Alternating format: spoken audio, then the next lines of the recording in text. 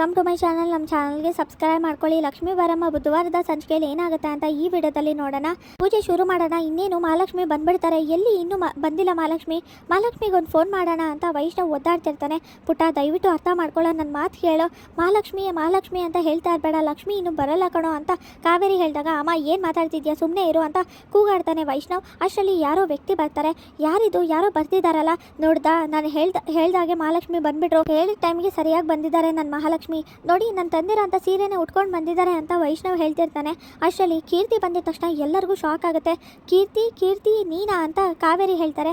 ಹೌದು ಆಂಟಿ, ಯಾಕೆ ಆಶ್ಚರ್ಯ ಆಯ್ತಾ, ನಂಬಕ್ಕಾಗ್ತಿಲ್ವಾ ಅಂತ ಹೇಳಿದಾಗ, ಹಾಗಾದ್ರೆ ಇದೆಲ್ಲ ಕನ್ಸಲ್ಲ, ನಿಜವಾಗ್ಲೂ ಕೀರ್ತಿ ವಾಪಸ್ ಬಂದಿದ್ದಾಳೆ, ನಿಜವಾಗ್ಲೂ ಬದುಕು ಬಂದಿದ್ದಾಳೆ ಅಂತ ಕಾವೇರಿ ಅನ್ಕೋತಾ ಇರ್ತಾಳೆ.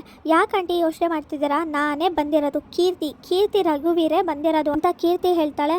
ನಾನು ಯಾಕೆ ಬಂದಿದ್ದೀನಿ, ಹೇಗೆ ಬದುಕು ಬಂದೆ ಅಂತ ಯೋಚನೆ ಮಾಡ್ತಿರ್ಬೋದಲ್ವಾ, ಅದನ್ನೆಲ್ಲ ನಿಮಗೆ ಆಮೇಲೆ ಹೇಳ್ತೀನಿ. ಆದರೆ ಇವತ್ತು ಲಕ್ಷ್ಮೀ ಮನೆಯಲ್ಲಿ ಪೂಜೆ ನಡೆಯುತ್ತೆ. ಇವತ್ತು ಲಕ್ಷ್ಮೀ ಮನೆಯಲ್ಲಿ ಮಹಾಮಂಗಳಾರತಿ ನಡೆಯೋದನ್ನ ಯಾರ ಕೈಲೂ ತಡೆಯೋಕ್ಕಾಗಲ್ಲ, ನಡೆಯುತ್ತೆ ಇವತ್ತು ಪೂಜೆ ಅಂತ ಕೀರ್ತಿ ಹೇಳ್ತಾಳೆ. ಆಗ ಕಾವೇರಿಗೆ ಶಾಕ್ ಆಗುತ್ತೆ. ಕೀರ್ತಿ ಏನು ಹೇಳ್ತಿದ್ಯಾ, ಇಷ್ಟು ದಿನ ಎಲ್ಲಿದೆ, ಹಾಗಾದ್ರೆ ನೀನು ಸತ್ತಿಲ್ವಾ ಹಾಗಾದ್ರೆ ಅಂದಾಗ, ಸತ್ತಿಲ್ಲ ಆಂಟಿ, ಯಾಕೆ ನೀವು ಮಾಡಿದ ಪ್ಲಾನ್ ಎಲ್ಲ ಉಲ್ಟಾಯಿತು ಅಂತ ಯೋಚನೆ ಮಾಡ್ತಿದ್ದೀರಾ ಅಂತ ಕೀರ್ತಿ ಹೇಳಿದಾಗ, ನಾನೇನು ಮಾಡಿದೆ, ಏನೇನೋ ಮಾತಾಡಬೇಡ ನೀನು ಅಂತ ಕಾವೇರಿ ಹೇಳ್ತಾಳೆ.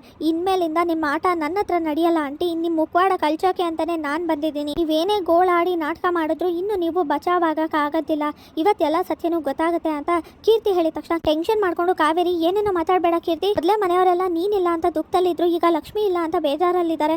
ಪುಟ್ಟ ಪಾಪ ಮನ್ಸಿಗೆ ಹಚ್ಕೊಂಡು ಬೇಜಾರು ಮಾಡ್ಕೊಂಡಿದ್ದಾನೆ, ನೀನು ಇನ್ನೇನೋ ಹೇಳಿ ಅವ್ನಿಗೆ ಇನ್ನೇನೋ ಬೇಜಾರು ಮಾಡಬೇಡ ಅಂತ ಕಾವೇರಿ ಹೇಳಿದಾಗ, ಯಾಕಂటే ನಾಟಕ ಆಡ್ತಿದ್ದೀರಾ, ಮಹಾಮಂಗಳಾರತಿ ನಡೆಯುತ್ತೆ ಅಂತ ಹೇಳಿದ್ನಲ್ಲ, ನಡೆಯುತ್ತೆ, ಅದು ಯಾರ ಕೈಯಿಂದ ನಡಿಬೇಕೋ ಅವ್ರ ಕೈಯಿಂದಾನೇ ನಡೆಯುತ್ತೆ ಅಂತ ಕೀರ್ತಿ ಹೇಳ್ತಾಳೆ.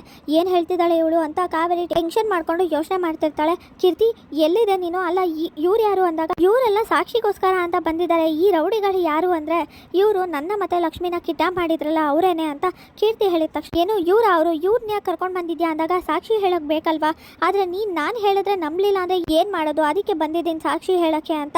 ಆದರೆ ಈ ಕಾವೇರಿ ಆಂಟಿ ನೀನು ಅನ್ಕೊಂಡಾಗೆ ಒಳ್ಳೆಯವ್ರಲ್ವೇ ಅಲ್ಲ, ನನ್ನ ಮತ್ತೆ ಲಕ್ಷ್ಮಿನ ಕಿಡ್ನಾಪ್ ಮಾಡಿಸಿದ್ ಯಾರು ಅನ್ಕೊಂಡೆ, ಇದೇ ನಿಮ್ಮಮ್ಮ ಕಾವೇರಿ ಅಂತ ಕೀರ್ತಿ ಹೇಳಿದ ತಕ್ಷಣ ಎಲ್ಲರಿಗೂ ಶಾಕ್ ಆಗುತ್ತೆ.